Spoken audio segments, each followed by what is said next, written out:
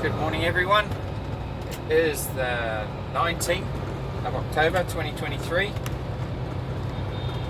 My partner and I, Khan, and I moved into our new place last night. She's not with me today because she is unpacking everything and sorting everything out at home. So that's her job for today. Mine is going to be, I think, a quick one today, even though I've got the trailer. But that's all. Now, what to talk about this morning? I said I was going to talk about that Israel situation this morning, so here we go. That bombing of the hospital. Hamas is trying to blame Israel for it, when they know it was their incompetence when they fired a rocket that went off course and hit the hospital. Hamas just killed hundreds of people in the hospital because of their faulty equipment that they were putting together to use in the conflict. So watch out for disinformation about this war, people. The propaganda is starting to ramp up. Now, there's a lot of protests worldwide, and all these Muslims jumping up and down, causing a lot of grief and trouble all over the world, because they know their Quran, they know their holy book, and they know that in that book there are verses that describe a planet where the only religion on the planet is Islam. And that will only happen, it's written in their holy book, after a jihad. Is that what it's called? I don't know. After a war between Islam and the rest of the planet. That's why all of the Muslims who are following the letter of the law in regards to their holy book want this conflict. They want this world war. They want Islam to be at war with everyone else on the planet, because they know at the end of it, their religion is going to be the only one on this planet. They've read it in their holy book, they believe it, and they're gunning for it, so to speak, no pun intended.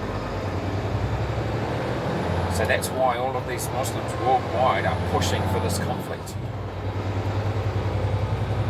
It has nothing to do with the atrocities, that has nothing to do with the amount of Muslims being killed, it has nothing to do with the Palestinians being killed. They know the end game that's described in their holy book, and that's what they want. They want Islam to be the only religion on the planet. So don't pretend that this is about anything else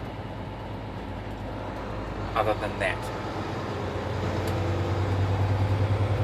Now, I heard that I've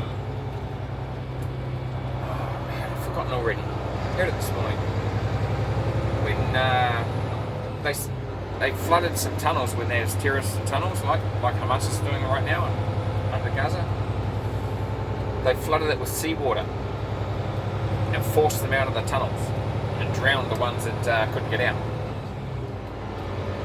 I don't know where that happened, I forget now. I heard it this morning. I suggested that they use CO2. If you flood the tunnels with seawater, that gives them warning that their death is imminent, and it gives them time to get out of the tunnels. And so you have a lot more terrorists above ground than you used to have. You can't do it like that.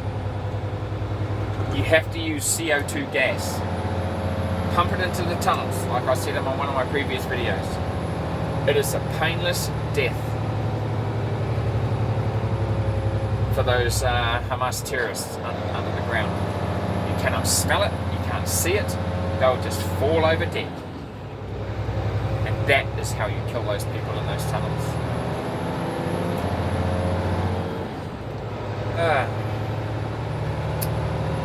I tell you, man, those preppers are sitting pretty right now. They know that the end times are fast approaching, and they're going to be more than prepared to deal with whatever hardships coming everyone else's way that didn't prepare for these times that are coming. And I wish I'd been a prepper, but I didn't have the property. Still don't have the property to store and safeguard future provisions that are going to start to become pretty damn scarce in society once this world war really kicks off. Look to see nuclear weapons used before the end of this year in that region. Oh man. Oh, I can't stop. I just ran a red light. I've got a lot of weight on and I couldn't stop in time to safely stop in time. So I had to go through a red light. That's the dangers of driving a truck. People think you can stop on a 10-cent piece, but when you've got a lot of weight in your truck, you can't.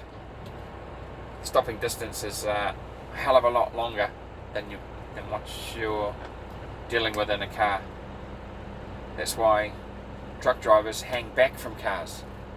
They leave space between their truck and the car in front. Of course, you get people seeing that space and cutting into it, so you've got to back off again. That's infuriating. Well, that's about it from me today. I'm going to try and bang all of this freight out as quickly as I can. Go back home and give Tan a hand to unpack everything. I can't let her do it all by herself. You know, if anybody is listening to this and you've moved house, you don't realise how much stuff you've got until you move. But my rule of thumb, every time I move, is that if you have possessions that you haven't seen or used in 6 months, you don't need them. And so you get rid of them. You sell them, throw them away, whatever. Lighten your load every time you move. Do not take everything that you have with you every time you move, because the number of things that you have in your life each time you move will increase with every move. So take my advice, people. Get rid of everything and anything that you haven't used or seen in 6 months, and your move will go a lot better. Okay, that's it from me about those topics. That's it from me about that advice. And I'll catch you tomorrow on the next one. See ya.